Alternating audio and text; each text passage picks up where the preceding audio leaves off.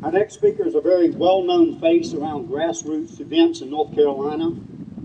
She is currently the acting state director for Americans for Prosperity.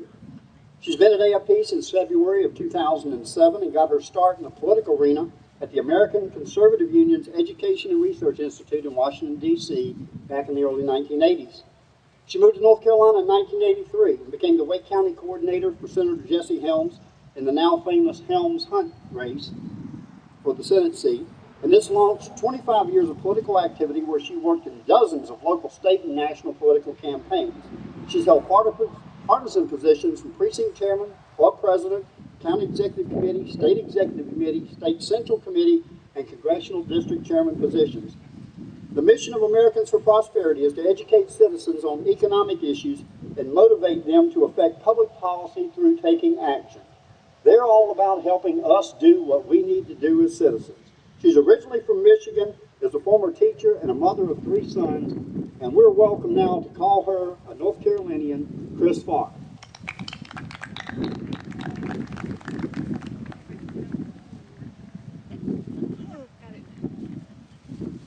Good afternoon. It's good to see everybody. Thank you for acknowledging the Constitution on Constitution Day. Americans for Prosperity is a nonpartisan, nonprofit, grassroots action organization, and our mission is to educate people and then to get them active in trying to affect public policy. We provide opportunities for you to take action on economic issues at the local and the state and the national arena. We do things like emails and phone banks and door-to-door work, legislative and congressional visits, voter registration drives, bus tours. Some of you have probably been to our bus tour activity. Some of you have probably been bused to Washington with us. I know some of you have. And we need an army of people to fight the economic and the constitutional abuses that are facing us right now. So I hope that you will join that army. We have 2.2 million members now across the country, and you can enhance your vote by joining organizations like ours, and your vote becomes the 2.2 million as we all work together. Because we are an issues organization, I want to look at the Constitution with an eye on current day issues. As a nation founded on the principles of limited government, the founders would be absolutely appalled that the federal government alone owes $17 trillion in debt. That doesn't even include unfunded liabilities like Social Security. It doesn't count all of the debt that state governments are carrying and this huge growing debt of local governments. That's a big problem right now. The $17 trillion doesn't even count that debt. Throughout the 19th century, paying off the debt was a top priority of elected officials. That was at the top of the list. How much of the debt can we pay off? They did not like carrying debt. But then in the 20th century, the politicians kind of gave up that mindset, slowly but surely, and started being much more comfortable carrying a debt load.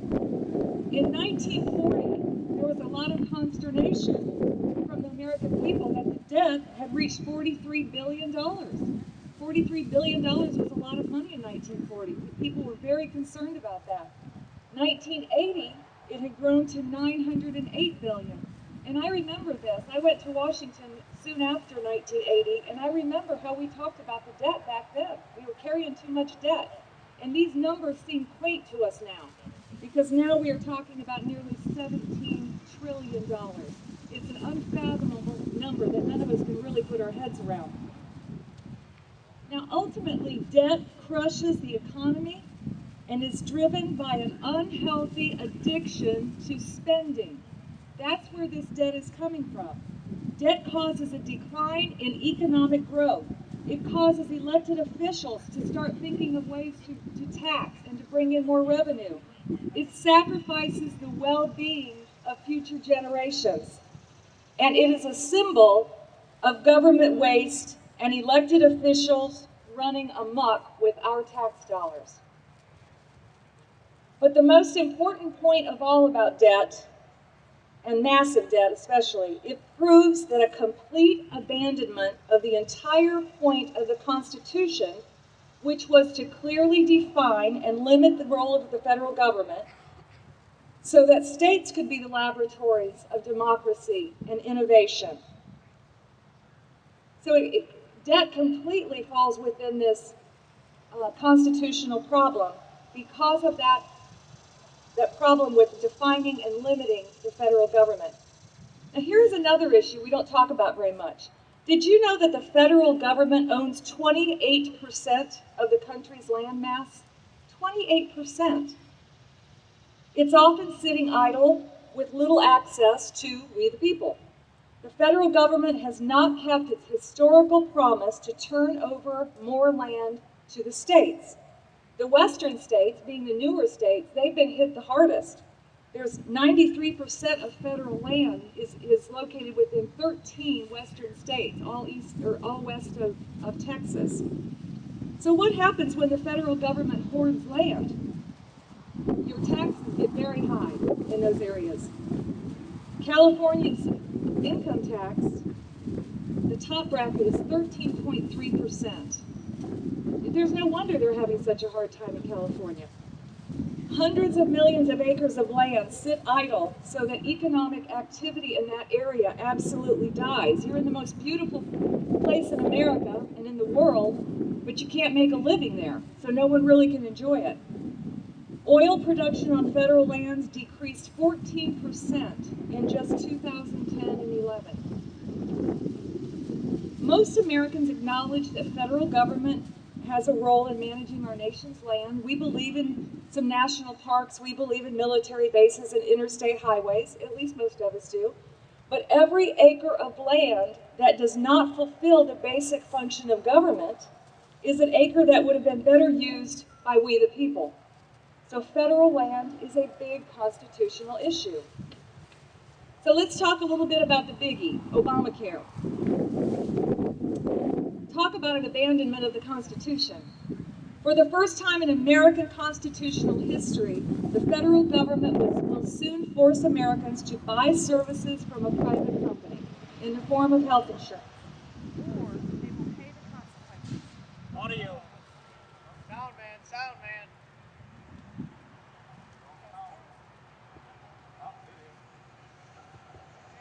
Got it. Is it back? Yeah. Okay. So what a complicated and confusing and constitution-busting law this Obamacare is. This bill that passed was a work in progress. It was a discussion draft. It was not thought through. It was riddled with mistakes, and hundreds of fixes had to take place after the bill was passed. You remember what Nancy Pelosi said, let's pass it, and then we'll figure out what's in it. She wasn't kidding about that. There was a great deal of problems, mistakes in this bill, and so we have had Secretary Sebelius of the Health and Human Services and her bureaucratic staff has been making these fixes as we go along with no congressional oversight. That is a huge constitutional issue. The Supreme Court, with a huge swing away from the Constitution, decided that the individual mandate forcing Americans to buy health insurance was constitutional as long as we didn't call it a penalty when you didn't buy it. They decided to call it a tax. That was quite a stretch away from what I believe the framers intended.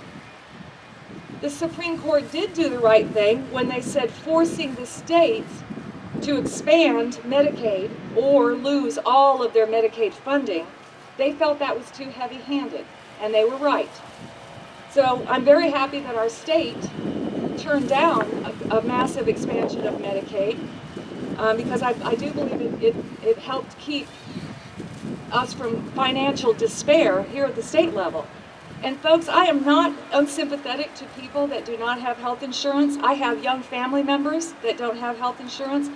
But throwing our entire healthcare system down, upside down, was not the best way to handle this. It was a relatively small percentage of the population that needed a fix. not the entire system. And there were free market ideas that we could have used to make those fixes for that population that needed our help. We did not need to throw the whole system aside.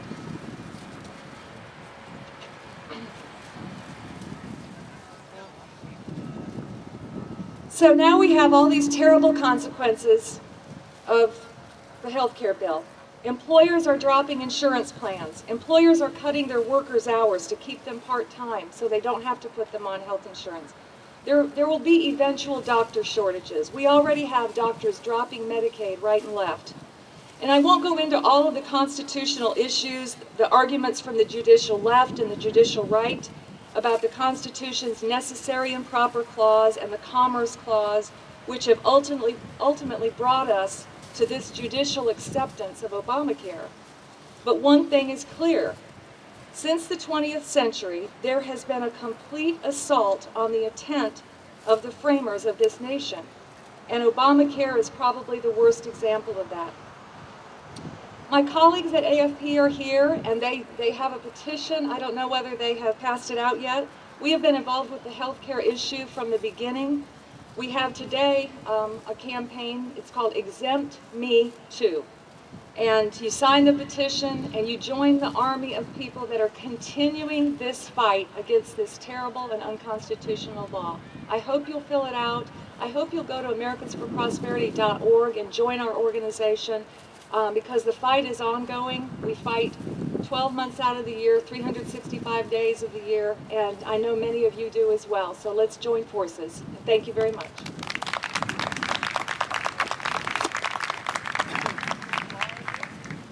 Thank you, Chris, and I look forward to seeing you at Jomioki on the 28th.